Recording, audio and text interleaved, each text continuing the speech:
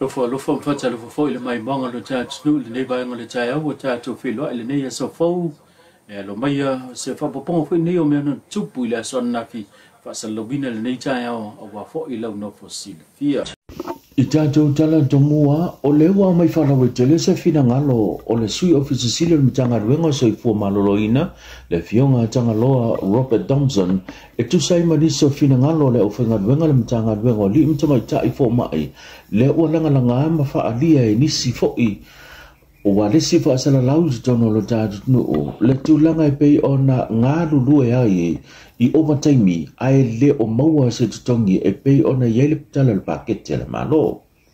O whamanino I le sao noanga le fionga le tangaloa. Wana o le lua suma 5% o tupe ia na whamatu umai I mō tutongi masani. Lama uma lava ka ko sa whaingangi I le kulanga o le iei le pakeki. A le malo ma le lua sifuru 5%.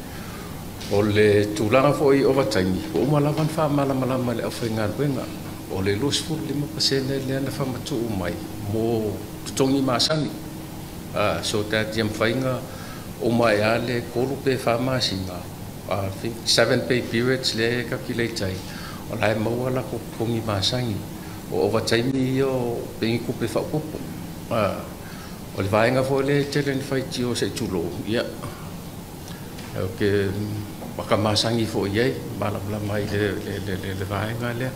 Ai le whape le kongia. Le pasia lava pakeki lau whakaaki o le luongo, lua 5 luongo.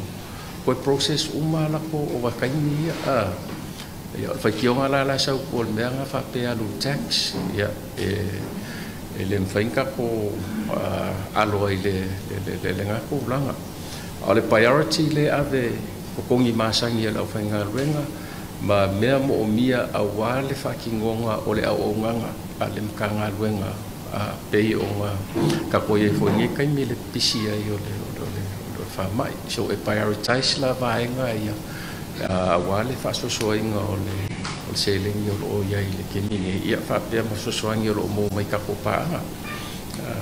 Ai le se me whapole fua. O la lava ka penga umai mo mai pakeki koe back pay lava ia la ko overtime stu lava le to ai tau nu ai le fala wi lo le bang fa le fa tu le tu sa mo tasi mo le tu malo wai mo tolu o le na mo la va no e sa no ai le to fi fa olio le fo I tu malo mo le fa nga pa no te fa unga le masina nei le fionga nonu la ulu mawia I mana onga tu pito e pei ona mo mia tele Wau tau sanga o whaatani tali e lona I tu malo. I te iane ele mawhai o na fo ia, ele mawhai fo o na whaatino ina, mai nisi sa tu la imase e mai, ele tofio le tu malo. Tele yo, o mana onga o se unu o mtau tsa. O se ele e tu mawalalo. Ati munga e lolo vaia. O le fo isa fai mai, ia le tari vai lea mai o le lotu Samson. O te le lopalan me o sausa wai ngata. Ai te sinofia la uri. O le vai lea e tau au tai le I ulu. E maa foi le upu lea. A sua tele ia ia ulu. Ia ona sere futia ila I o ngatai o sio mato pito no ule I vasingano. E te tau ona o I ulu tari vai lea malo whala lava o mato tarsanga na aisa.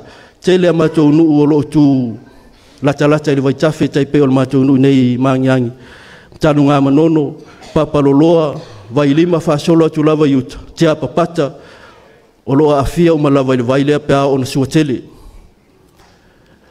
ta tia atu matou manaonga na e te tau ona whaile lea matou tari vai danga o loa lalam papa a waile pa ia man mamalu o matou I tu malo a mese lava le vai lea e afia tele ai ia le tatou taulanga ia pia O matou nuu I whatoia o leo ne, o maangau o le lata. O isia nuu e pe whale ilonga lava. Se lava foi o mai ai le whasoa. Ai la auli, o langi mana onga o I tonu o sia foi nuu. Nau na whoringa o ni nuu e le mawai, au le ngā lulu e I o na tangata. Tu atu pe I o au tafa. tautuana ia manatuana i mātou i whaasoaina ni ele. E whainia mātou maumanga, tua iai se mātou pitonu uia, hawai leini ele i ngātai e tua iai, le toa tele o loo papa au malala mafio ai, ina inu laiti ia. O si au nupele o mangiangi, se anu ai o tātou mana onga.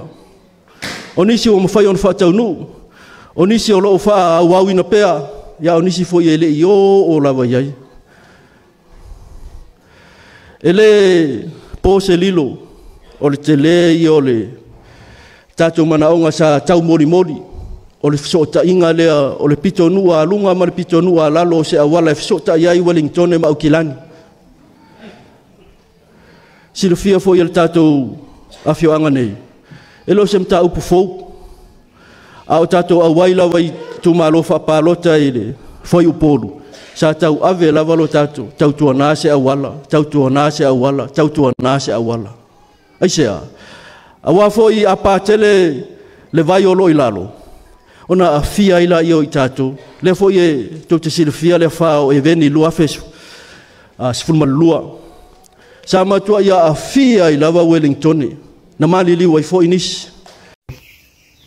Il tūlanga pepesi ai, ma le afia i le tātu tutnuu i le wha il fipa pona iwi le ua wha mawina, e to aono whanau po soi fua wa mai mawai.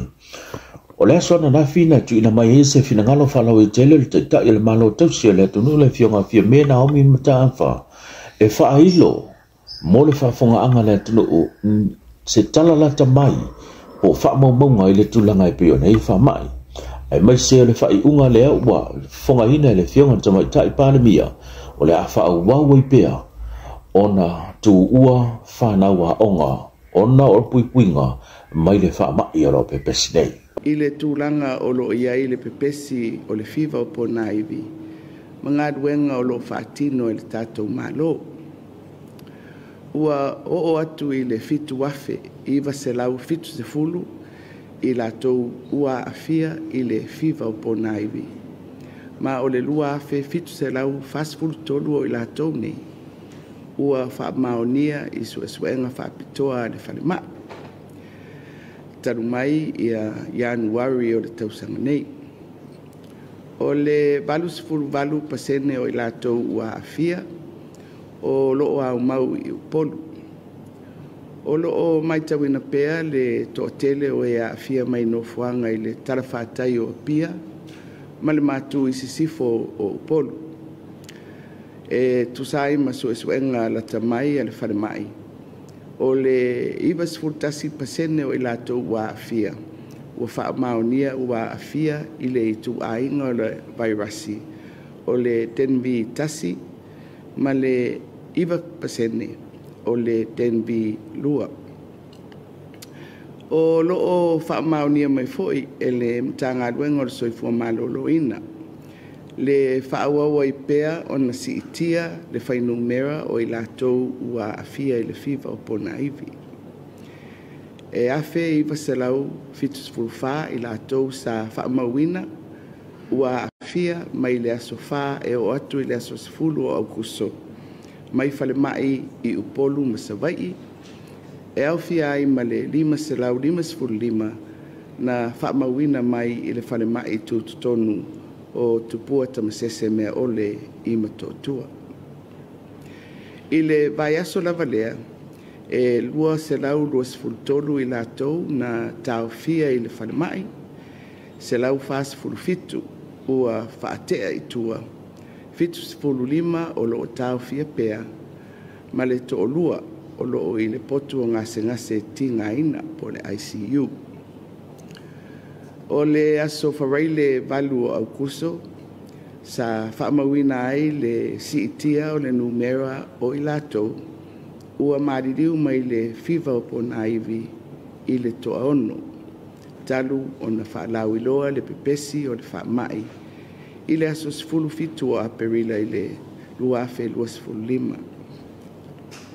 Mai avea ai le nei avanoa e whai ai au masui o le malo, e momoli atu ai whaamaisenga i mātua, maainga, o alon whanau ua mau soifua, ona o le nei whamai. Iai pēr le mawhanwhana ma le while mu o le atua o whenga iai ma nei taimi whainga tātele. O te taptino atu foi le ave iai pēr o le whamuamua le malo i le tau fia ai o le pepesi o le nei whamai. E tauala atu i ngā ruenga whaawau o loo whaatino i le taimi nei. O le a whaawau pea o na tapunia a onga mo le puipuinga o le whanau se ia saunga le mu ma whaititia le whainung mera o i lato ua fia. Le ofiso whainga panota o le ua sahau noa le komisina o le ofiso whainga panota le fionga tuia filolo to le 4 John Stanley. Ua mautu wha maumaunga ma le au whai o swafo le tunu o le alo mia inungo le lola panota mo le whainga fitfininga le tunu. O se whapoponga le nei o le saunoanga le fionga tuia filolo e tusai ma le lola panota le ua wha mautu a ua whaitau wa yaso o no tatu tu vai lea i le aso le whainga fitfininga Samoa. A whainga fuelele lenga selau sufiku wafe no selau no lima lenga mai lea. Mai le tanga luenga wha maumau. Kaka umanga le voting population mai le luoa kas. E kau mai le kaimi ngai. E pēra whang sile fia. Le wawe se ai kanga ka hui e le ako le lua kasi le schools full. O au kuso se kau ya apelila. Kau sanga lea. Wanga i kaka sa le skala mai. Sa pre-register. Le wha moe ka kusa i wha peo apelila kau sanga le whele palok. I ape kai ane. Ia le ua... Fababe nga fai ia wale eligible lai la ngai kanga ko la ngarusu kasi le school sufura ngai ko so ka kongu mela la le this is the final number le walo lo me ka ko lo le ba ko me ya we prove mai ko ngai over male afipia e fe lo ka ka nga solo ku fo ile ofisa o le kele fo iso so o le ka mi lo ofisa last week sa ba ima polo se le sa fa ki ngoi i ofiso leo ngā luenga. Ia is ngā kai o mai, whale ali pak.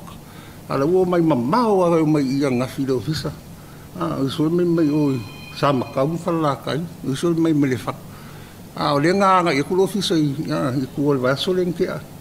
E whaki ngoi. O le alawa kakala whakapungi le. I le skonga, i le sulua. Tuli tau mai ia le fiafia na nei mo. Fionga le dua msene mo se whapopongo tatu o tamua. Tato whenoi pia soifua.